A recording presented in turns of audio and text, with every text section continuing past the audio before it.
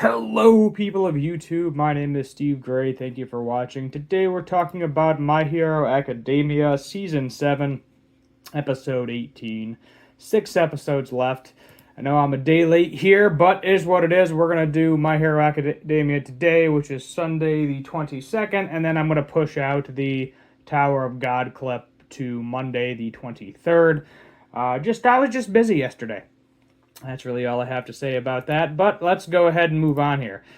So we start off here with kind of a recap of last episode with Uraka and Sue realizing that there has to be certain factors in play for Toga to be able to copy other people's quirks.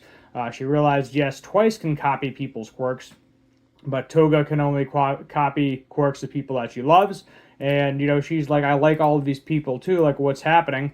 I don't understand why I can't copy their quirks when I can copy Uraka's quirk and Twice's quirk. Those are the only two quirks that I'm aware of that she has ever copied. But we kind of end off here with Uraka finding Toga. So then we go over to All for One with Dark Shadow Hawks just attacking the crap out of All for One, beating him down so he can't get up. What they realize that the quirk is eventually going to rewind him into nothing. Erie's quirk is, so if they just keep beating him over and over and over and over again into the ground where he can't move, as long as they wait long enough and continue with it, eventually he will rewind into nothing and will never be able to reach Shigaraki. So he has actually gotten even younger here. I believe it is Mineta or Popoff. He calls him a teenager. So he has definitely, he's lasted quite a long time, probably because he's, 1,000+ years old. But at this point in time, he's probably like 18 or something, somewhere around there in terms of being a teenager. We don't know exactly his age at this point in time, but they are just chasing after him, beating the crap out of him as much as they can. He has healing factors, so it's really not that bad. And then we have Gigamantia, Makia, I think is what he calls him. But he breaks out. So we have, I don't know if this is the mustard gas guy that we saw in season 1, I think it was. It's a different mask, looks significantly larger. So I am not sure. I don't know if it's the same person, but similar quirk at the very least. Kind of this kind of floating. I guess maybe not the similar quirk because he's kind of floating on a cloud type thing. But the gas mask reminded me of, I think his name was just Mustard. I think it was just Mustard. He could basically, a kid could produce mustard gas and had a gun there in season 1. But they're using his voice, All for One's voice, to break everything in its path and free Makia. Makia does end up getting free. So they have Shinzo here. He is able to replicate people's voices now. He was able to replicate All for One's voice, and they're going to use him. However, the crazy slime creature that we see in season 1 decided to come back out. Well, I guess he's not a creature. I guess he's a person. Just Animorph, I think is what they call him. Popped out here and took over Shinzo's body. Then we have Kirishima trying to rip him apart. Not working out super well. And then we have Mina, who is burning herself, I think, because she's using too much acid and getting dehydrated. So, she's getting injured by her own quirk. Was able to temporarily stop Makima and then flood the slime guy with her acid, burning him to get him off of Shinzo. And then we can see the actual color of her skin here, and she's got some burn marks on her arm. She's pretty dehydrated here. But she is able to get him out of there. Shinzo's able to get free, and Shinzo ends up getting control over Makima and the slime guy, tells the one to stop. However, we later realized that Makima actually really, really hates One for All because, he was like, you left me alone forever. Then, you made me, go to your successor, and you just like kind of threw me away and discarded me. And that's what All for One does. The second you stop being useful to him, he gets rid of you. And Makima is pretty pissed off here. So she's fine, but she's down for the count. You know, she is not going to be battling anymore. Here we have more of a front picture of All For One as a teenager as well. They're just all attacking him.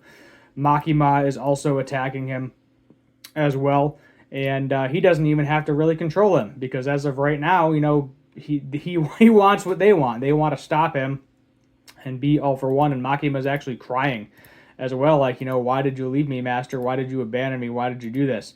And you know, we see All For One, it looks like, back. I guess this would be his prime, or when he was older, but he still had his face. But, you know, before he got injured by All Might, and basically saying, you know, you're going to have to wait out and see what happens. But he goes on, he's like, yep, he's angry because he basically betrayed him. He was basically, you know, cast him aside, ignored him, and then he was no longer useful to him. So this is when, you know, you're backing something into a corner. So a lot of the times you back an injured animal into the corner, which in this case the injured animal is All For One. They fight back really, really hard, and he ends up taking out a lot of people. So here we just have some newscasters talking. This was the original newscaster back from like season 1 episode, couple episodes in, when Deku first got into UA as well. And then we have one talking about another one, which kind of more of an independent. They're not really getting paid per se, but talking about how, you know, them not controlling the situation with Maki led to a lot of people getting injured and a lot of deaths. Things along those lines. But also talking about, you know, heroes that stay for the fight, that we got to broadcast for everybody, because everything's in Japan's a lost cause at this point, but these people are broadcasting it, showing that, you know, the heroes are helping out, so maybe eventually they will get some extra support. I don't know, from some other countries, but we'll have to wait and see how that all pawns out.